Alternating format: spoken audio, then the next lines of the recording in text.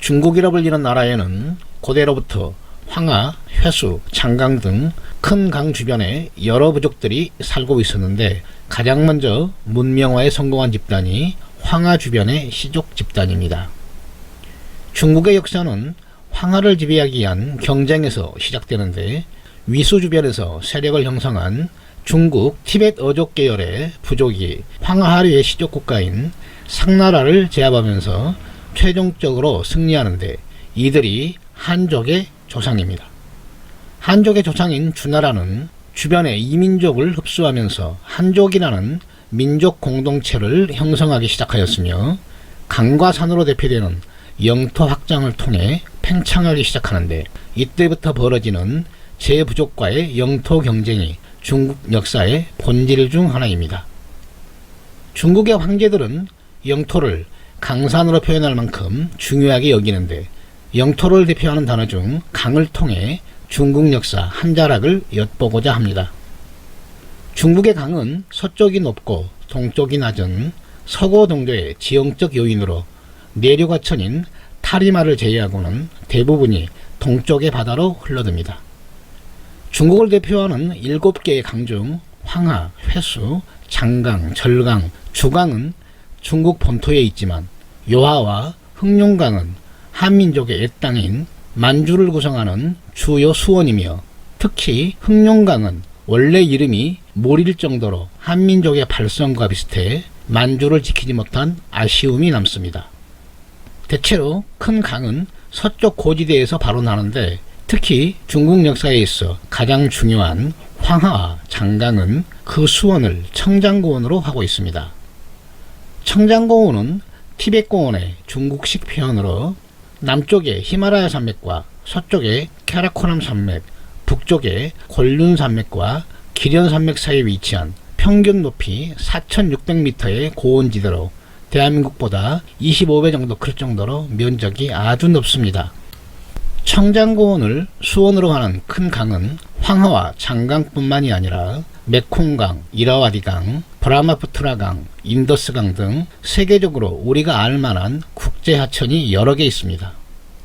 메콩강은 라오스, 태국, 캄보디아, 베트남을 거쳐 남중국해로 흘러드는 국제하천으로 세계에서 12번째로 긴 동남아시아의 젖줄과도 같은 강입니다.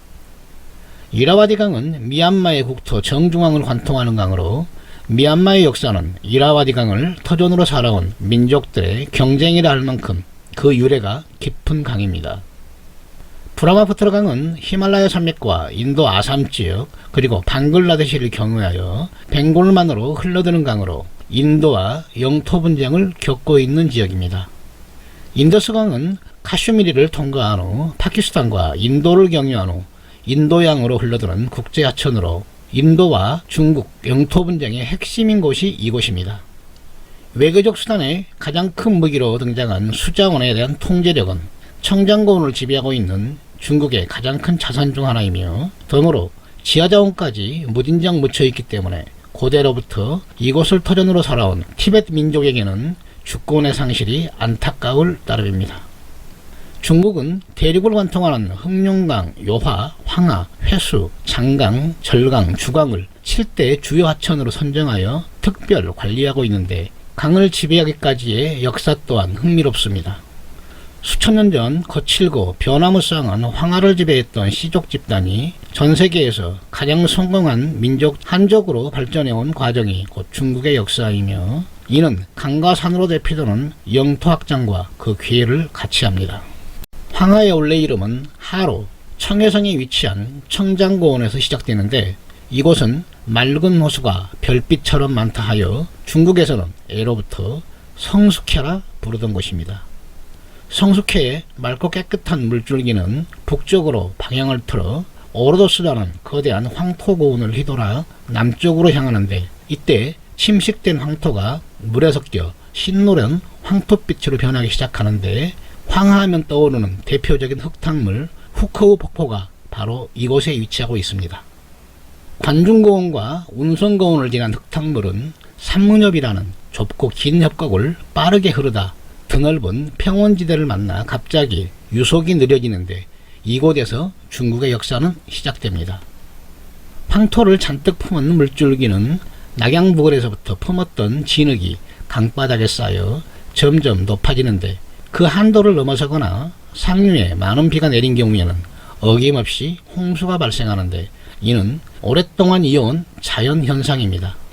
황하의 홍수를 막아 치수에 성공했다는 전설 속의 인물이 하나라를 설립했다고 알려진 대우입니다. 이때 대우가 천하를 구주로 나누어 다스렸다는 우공구주의 개념이 후대에 등장하는데, 이는 후한 13주라는 지방행정제도로 정착하는 계기가 됩니다. 한족을 전통적으로 화하족이라 부르는 이유도 하라는 국명에서 시작된 것인데, 홍수의 시작점인 낙양과 정주에서 발견된 고고학 증거를 중국에서는 하나라라고 주장하지만 아직까지 그 실체는 밝혀진 바가 없습니다. 하나라는 좀 더 아래쪽에 살던 또 다른 시족 집단에게 제압당했는데, 이들이 상나라를 세운 세력으로 그들의 거주지인 은어의 발굴로 상나라의 존재는 확인되었습니다.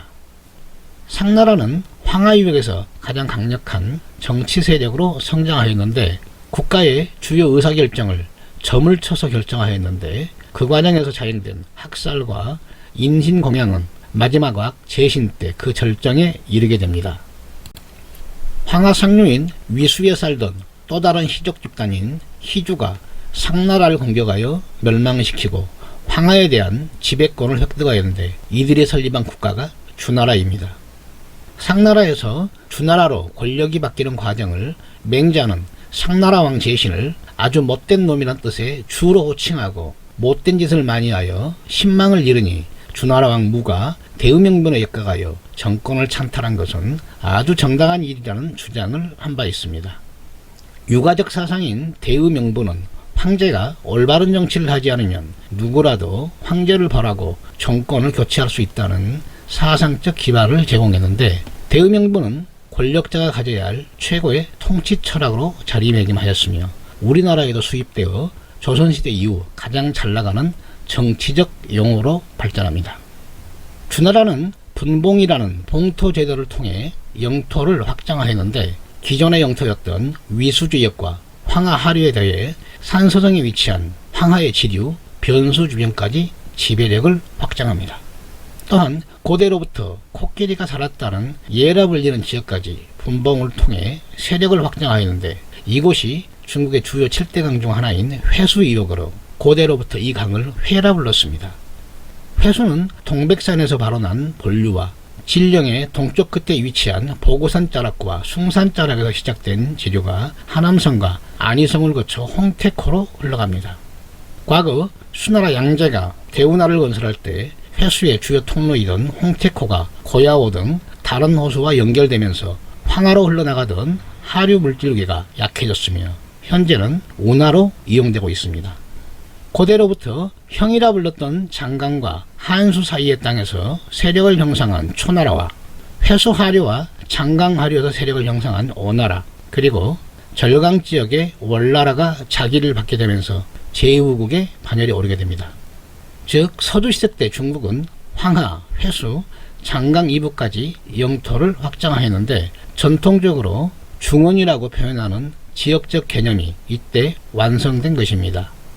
그러나 분봉을 통한 봉건제도는 주나라 왕실이 견용에 쫓겨 낙양으로 천도하면서 권위를 서서히 잃게 되면서 분봉제도는 결국 분열이라는 정치적 변화를 맞이하게 됩니다. 주 왕실의 혈족이나 개국공신으로 분봉을 통해 자기를 받았거나 주왕실의 권위를 인정해 어쩔 수 없이 자기를 받았던 제후들이 제후국으로 스스로의 위치를 격상시켜 영토 경쟁을 시작하는데, 본격적으로 패권을 다투는 춘추 전국시대가 시작된 것입니다. 전국시대의 유력 제후국 중 하나인 연나라는 연산을 넘어 요화로 진출하였는데, 당나라 때 고구려와의 전쟁에서 승리하면서 요화를 차지하게 됩니다. 산서성을 차지한 조나라는 황하의 최북단 지역인 오르도스 평야 지역에 진출하면서 흉노라 불리는 유목민족과의 경쟁을 예고합니다.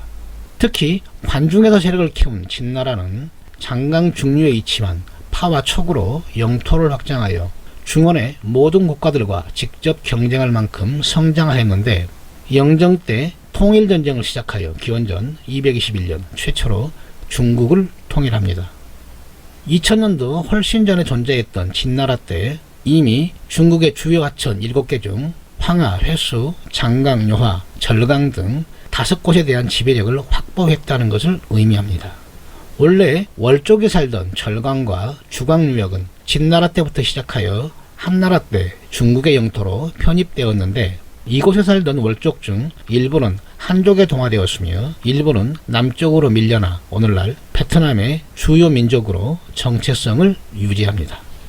중국의 주요 하천 7개 중 마지막인 흑룡강은 고대로부터 이곳에 살았던 퉁구스계 민족의 후예인 여진족이 중국을 정복하고 설립한 청나라에 의해 완성이 됩니다. 아무르강의 또 다른 이름이기도 한 흑룡강은 세계에서 10번째로 긴 강으로 그 본류는 러시아와 중국의 국경을 따라 흐르는데 이 국경선은 1689년 네르친스키 조약에 의해 확정된 것입니다.